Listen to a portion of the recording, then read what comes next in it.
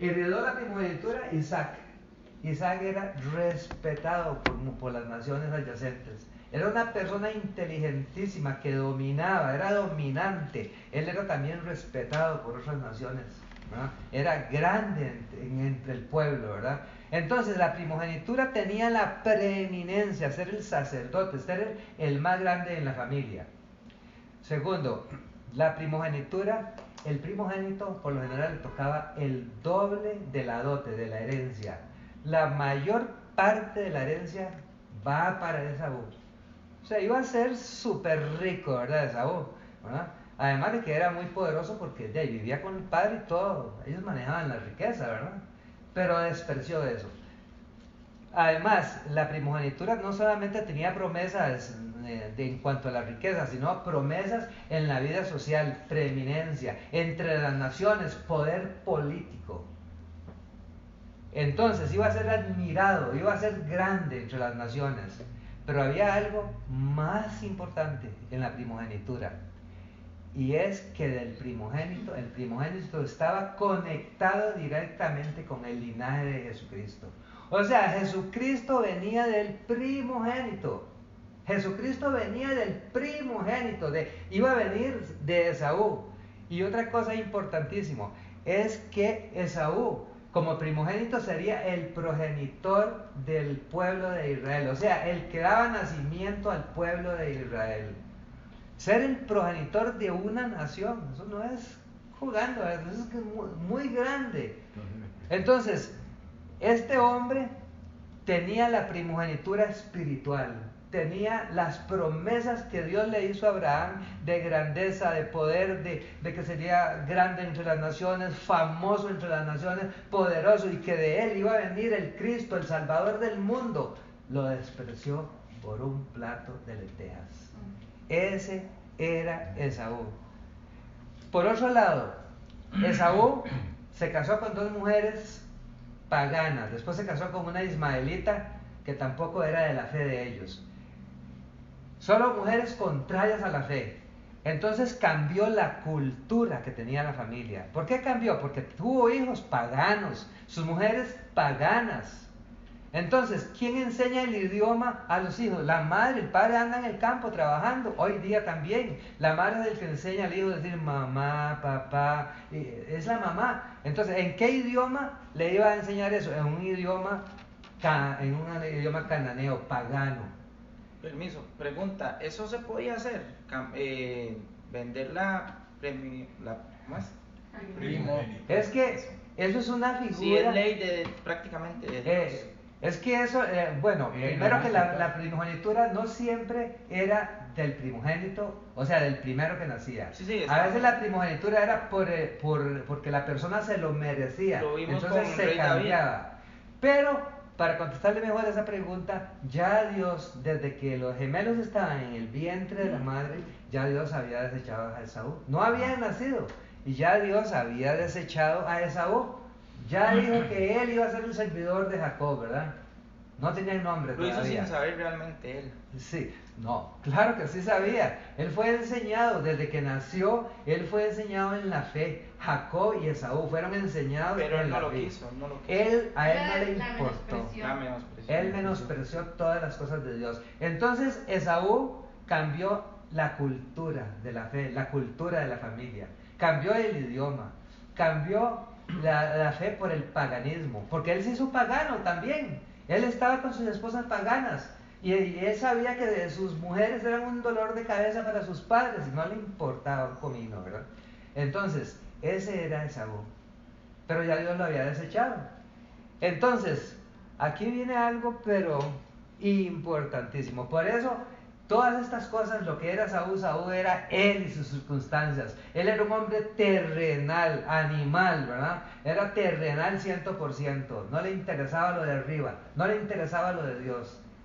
Entonces él representa la ley, la persona que quiere agradar, la persona que presenta cosas con sus manos, que trabaja, que depende de sí mismo. Eso representa este Esaú. Ahora veamos qué dice la ley. Romanos 3:20. Me llama la atención que durante toda esta semana he conversado mucho con Roy, he oído he oído varios audios, he oído prédicas y un montón de cosas versadas sobre lo que yo iba a hablar hoy. Dije, bueno, muchas cosas aprendí nuevas, ¿verdad? Pero digo, bueno, no importa, ni modo. Sigamos adelante. ¿Qué dice Romanos 3:20? Todas estas citas que voy a leer ya son bastante conocidas, ¿verdad? Por todo. Pero si el Evangelio no cambia, el Evangelio es el mismo, la ley es la misma, la gracia es la misma, la fe es la misma, ¿verdad? No cambia. Dice Romanos 3:20. Ya que por las obras de la ley ningún ser humano será justificado delante de él. Ningún ser humano será justificado. ¿Qué es la justificación? Mire, la justificación es quitar el pecado. Quitar el pecado. Dice aquí, vuelta a la página, Romanos 4:25, hablando de Jesucristo, dice que fue entregado por nuestras transgresiones y resucitado para nuestra justificación. Fue resucitado para nuestra justificación. Cuando Jesucristo resucita, ya nosotros no tenemos pecado. ¿A dónde quedaron? Él llevó los pecados. Quedaron enterrados. Quitó el pecado de muerte de nosotros. Él derrotó a Satanás. Todos los pecados de nosotros los llevó en el madero. Y Él resucitó sin nada, glorificado. Eso quiere decir que ya los pecados nosotros no los tenemos. Ya nosotros estamos libres. Él quitó el pecado del mundo, como dice Juan 1:29. He aquí el Cordero de Dios que quita el pecado del mundo. Jesús quitó el pecado. Jesús quitó el pecado. Sí, amén. Claro que sí. Amén. Si Jesús no hubiera quitado el pecado, nosotros no tendríamos opción de salvación. Tendría que Él venir a quitar el pecado del mundo.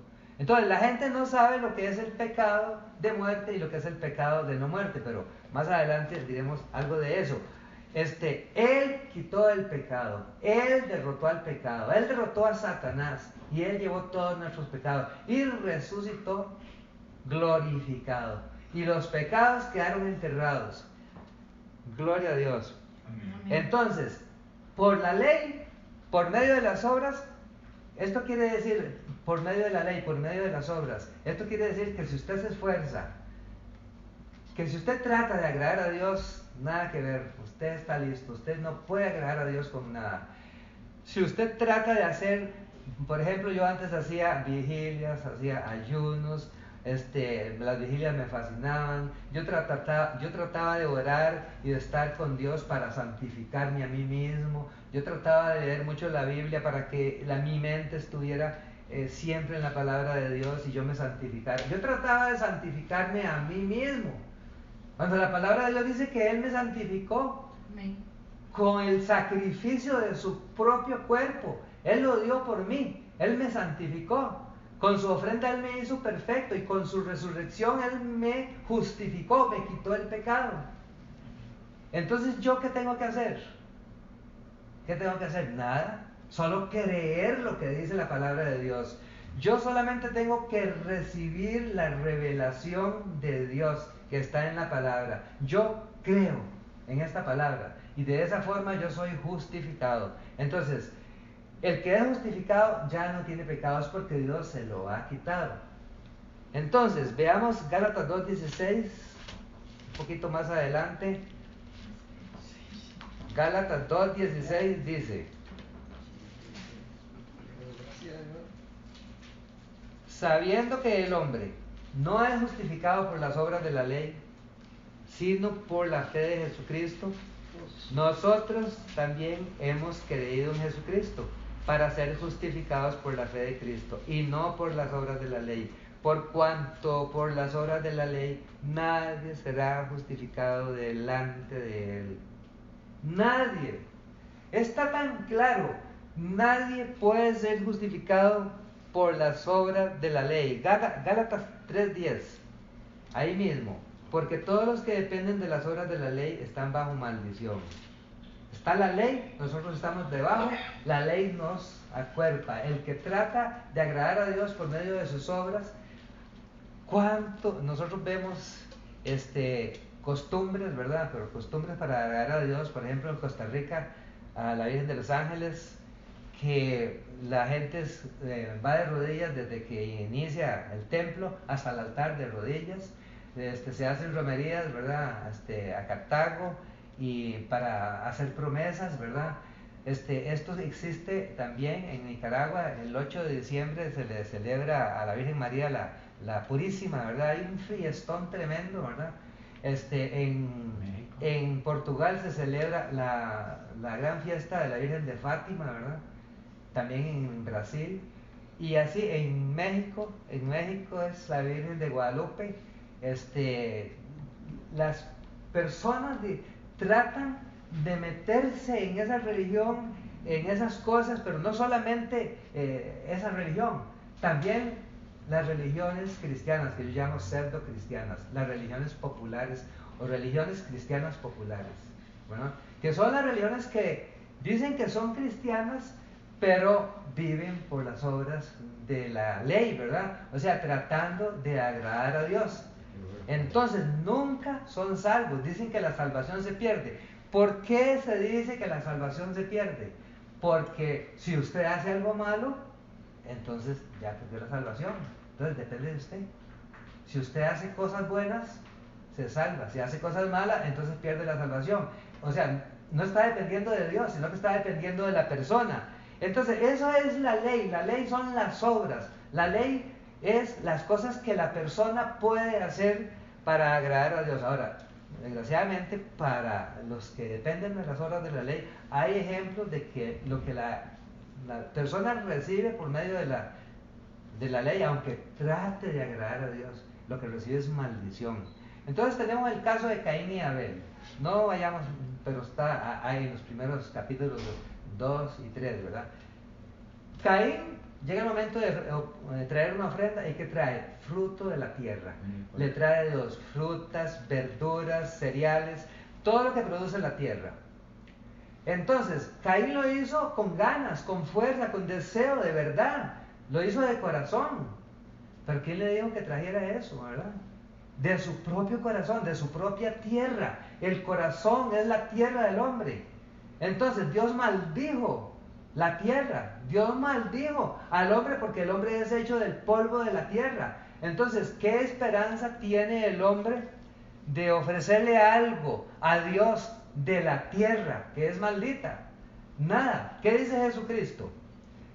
Del corazón de los hombres salen los malos pensamientos, los adulterios, la fornicación, el crimen, la mentira, el engaño.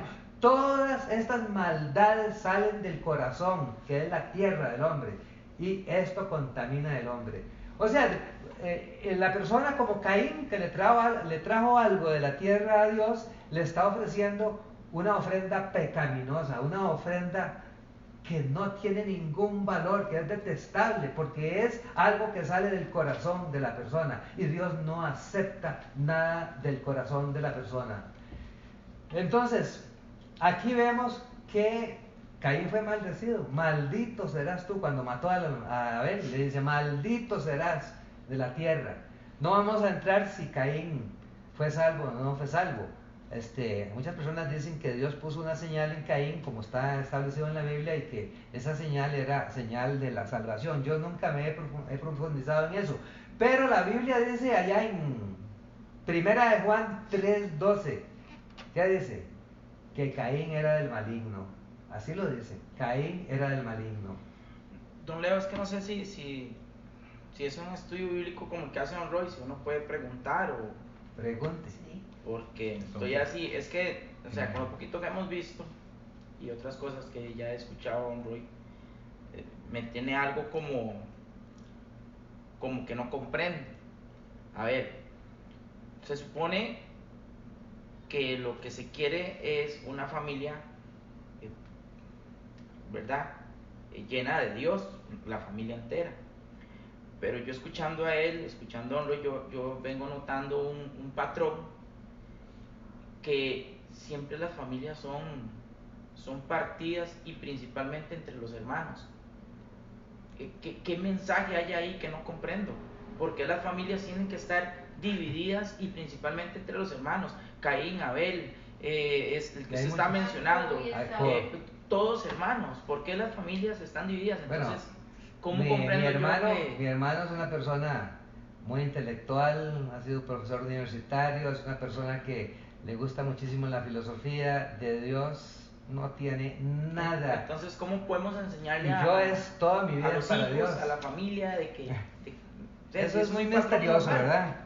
Eso, ¿cómo podría uno explicar eso? Eso es un misterio. Tiene que tener un algo que hay que investigar porque Hay casos, algo quiere hablar Dios con él. hay casos de que las personas son enseñadas en la misma cultura, en el mismo idioma, con los mismos principios, los mismos padres, y uno agarra el camino del bien y otro agarra el camino del mal.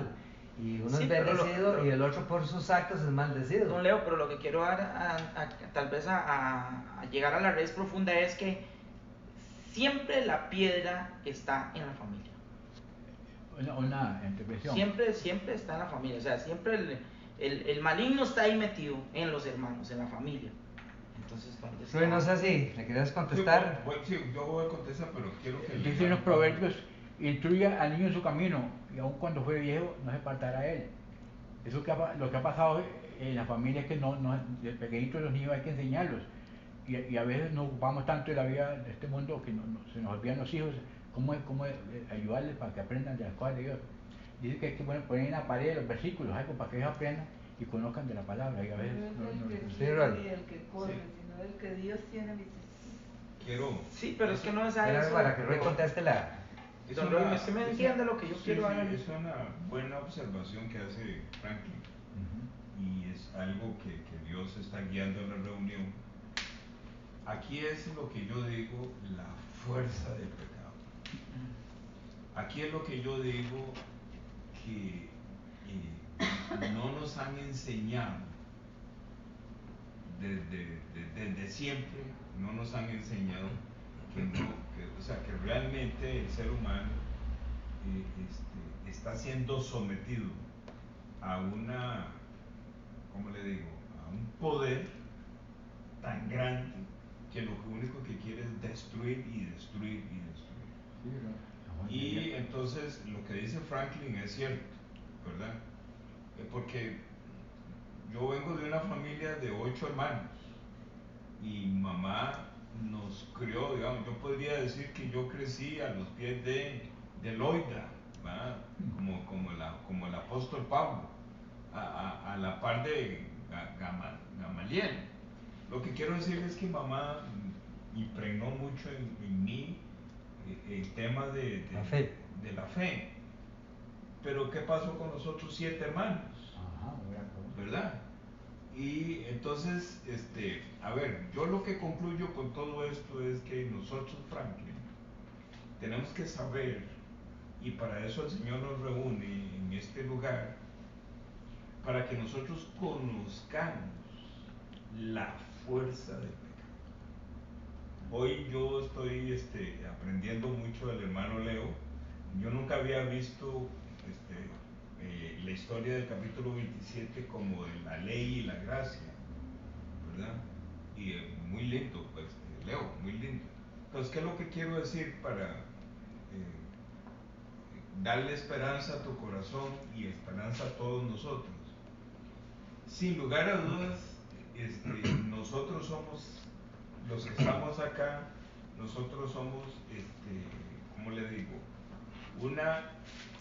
Una herramienta que viene del cielo que Dios quiere usar para bendecir nuestra familia. Dicho de otra forma, nosotros somos sacerdotes para bendecir la familia.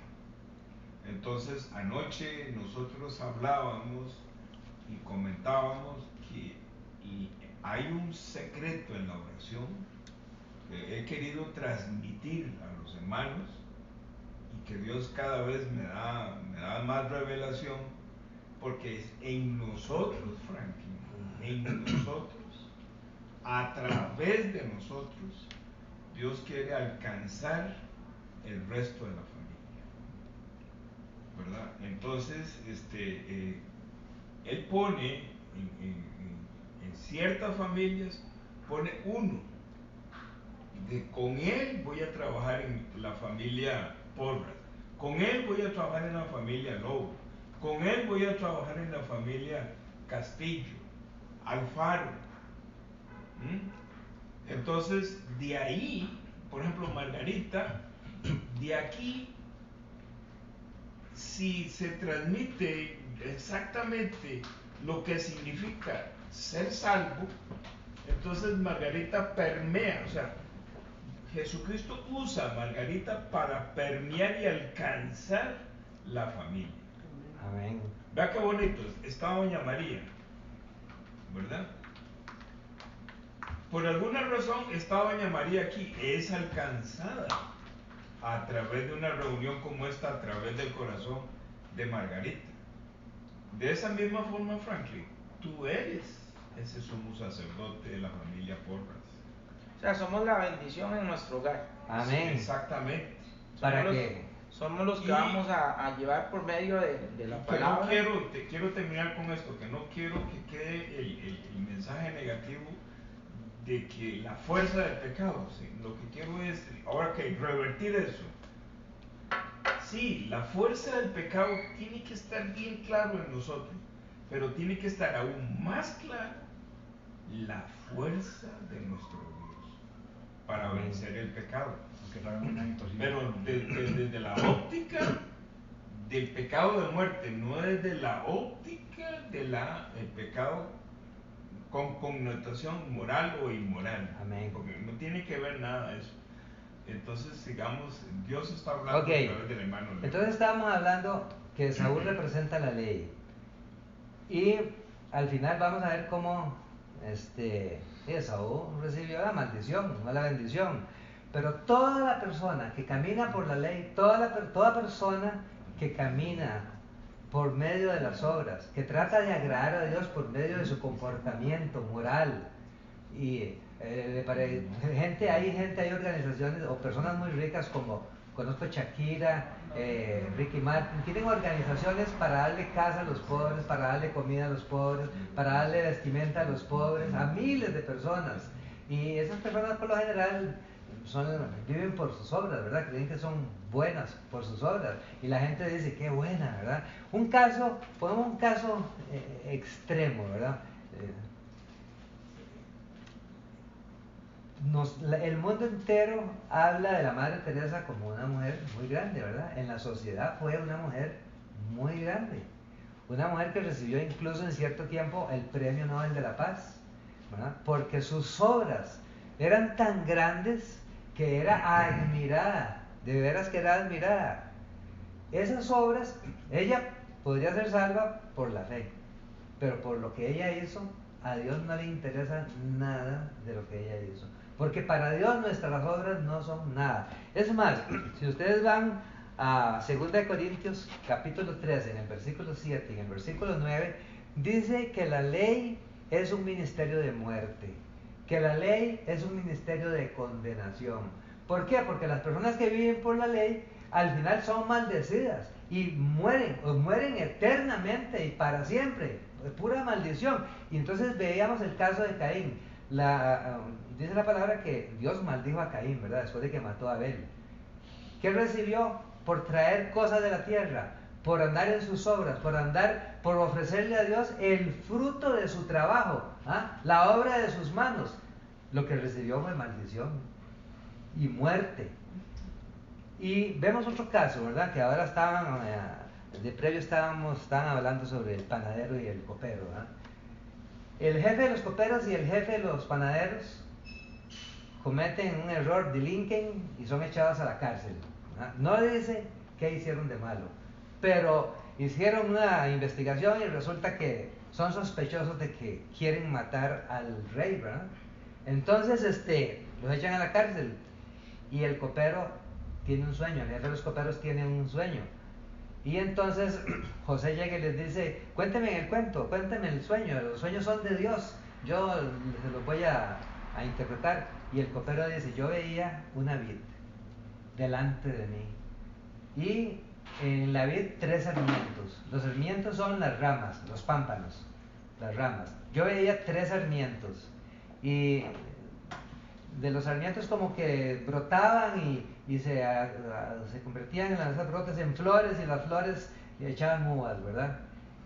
Y entonces después dice, yo veía que yo cogía las uvas, ¿verdad? Y entonces echaba, exprimía en la copa del faraón, ¿verdad? ¿Qué le dice José? Los sarmientos, los 3 sarmientos son 3 días, ¿verdad? Al cabo de 3 días, en la fiesta de Faraón te va a restituir al puesto. Y entonces el jefe de los panaderos dice que le interpretó para bien, seguro a mí también, ¿verdad? Entonces le dice, yo veía en mi cabeza 3 canastillos. En el último canastillo había toda clase de manjares de pastelería para el rey, ¿verdad? Y entonces las aves venían y comían los pasteles, ¿verdad? Le dice José, los 3 canastillos son 3 días. Al cabo de 3 días, Faraón te quitará la cabeza de sobre ti y te hará colgar en la horca. A los 3 días, Faraón cumplía años, le restituyó al copero y le hizo colgar al panadero en la horca. Lo que yo quiero llevarnos a esto es el asunto de la ley y la gracia. El copero ve a la vid. La vid produce la uva del cual se saca el vino. El vino representa la sangre de Jesucristo. Entonces, eso habla de que el copero tenía la fe, tenía una fe, ahí no se hablaba de Jesucristo. Pero antes de eso, yo les pregunto, que no sea Roy, yo les pregunto a ustedes, ¿qué fue lo malo que hicieron el copero y el panadero? ¿Qué fue lo malo que hicieron? ¿Cuál fue el pecado que cometieron? ¿Qué fue lo que hicieron? Matar al rey, hicieron algo malo, le robaron. ¿Cuál fue el mal que hicieron? No está escrito. No está escrito. Claro que sí está escrito y no está escrito, ¿verdad? Ellos no hicieron ningún mal. No hay nada malo. Es más, el vino representa la sangre de Cristo. Y el panadero que tiene el pan, también el pan representa el cuerpo de Jesucristo. Pero el copero tenía la fe, él veía la vid. ¿Qué dice Jesucristo? Juan capítulo 15. Yo soy la vid verdadera, mi Padre es el labrador. Vosotros sois los pámpanos, las ramas, los sarmientos. Entonces, dice, permaneced en mí y yo en vosotros, porque separados de mí, nada podéis hacer. Entonces, las uvas están, digamos, esta es la vid.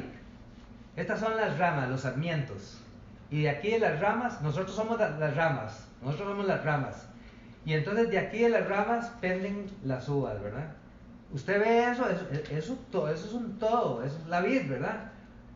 Entonces nosotros debemos estar metidos dentro de Jesucristo, no a la par de Jesucristo. Debemos estar metidos dentro de Jesucristo.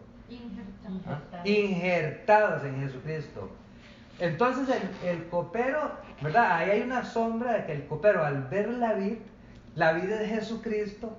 Entonces eso habla de que el copero tenía la fe, estaba viendo a Jesucristo, ¿verdad? Entonces la sangre, la uva, el vino que representa la sangre de Cristo, ese copero tenía la sangre en los postes y en los dinteles de su corazón, ¿verdad?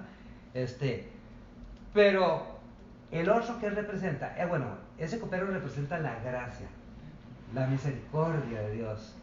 Ese copero fue restituido a su puesto, o sea, fue salvado por la gracia de Dios. El panadero, ¿qué hizo de malo? Si lo que quiso fue agradar al faraón, hacerle un montón de pasteles, ¿verdad? Riquísimos, para que él comiera. Ese fue el mal que hizo. Eso está mal. Eso está mal. No. Doña Margarita, el panadero cometió un pecado haciendo toda clase de manjares de pastelería para el faraón. Quiso agradar, quiso hacerlo por las obras. Quiso agradar al faraón. Tome, papá. Hacer obra. Para que lleve. Entonces, ese fue el error desde el punto de vista espiritual. Yo no sé si alguno de ustedes ha trabajado en panadería. Cuando yo estaba muy joven, yo no trabajaba en panadería, pero un hermano sí, y yo veía hacer el pan. Vea, hacer el pan no es fácil.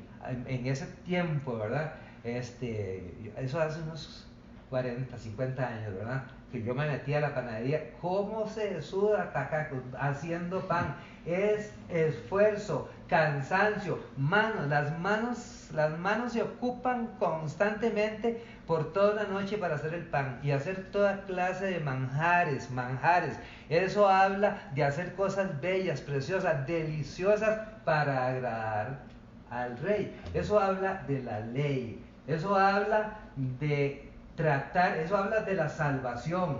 No está hablando simplemente de un copero y de un panadero. ¿Ah? Está hablando de la salvación. La salvación es por gracia, por medio de la fe en Jesucristo, en la sangre de Cristo. El copero no tenía el sacrificio de Jesucristo en su corazón. No tenía la sangre en su corazón. No tenía la sangre de un sacrificio en su corazón. ¿Qué tenía? El pan, pero el pan también es el cuerpo de Cristo. Pero ¿qué hizo él? Comenzó a hacer con el pan, con la masa, comenzó a hacer un montón de trabajo para traérselo al rey. Mientras que el copero, nada más, aquí estaban las ramas, él las agarraba y las destripaba. ¿Ah? Él no cometía, no tenía que trabajar nada, ¿verdad? Entonces, uno es salvo por gracia. ¿Qué recibió el que estaba trabajando, el que hacía su trabajo con sus manos para agradar a Dios? Maldición. Ahí se cumple segunda de Corintios 3, 7 y 9. La ley es un ministerio de muerte, es un ministerio de condenación. Y eso era lo que me pasaba a mí muchos años atrás, cuando yo no entendía y trataba de agradar a Dios. Y yo mismo me maldecía, porque yo no entendía por qué yo quería ser bueno y por qué cuando me veía en el espejo yo me decía a mí mismo: qué hipócrita sos, qué mentiroso sos, qué falso que eres. Porque yo veía que esto es un espejo, esto es la ley, esto es un espejo, y uno se ve en el espejo y lo que le dice es: estás listo, no puedes cumplir, no puedes cumplir. Entonces, ¿qué? No puedo cumplir, me condena. Lo que recibo es condenación por tratar de agradar a Dios. Entonces, lo que nos muestra tanto la historia de Caín y la historia del panadero y el copero es la salvación, ¿verdad? Cómo por medio de la sangre de Jesucristo, por medio de la fe en la sangre de Jesucristo, nosotros somos limpiados de todo pecado. Ahora vamos a ver, ya vimos todo lo... claro. No, sí.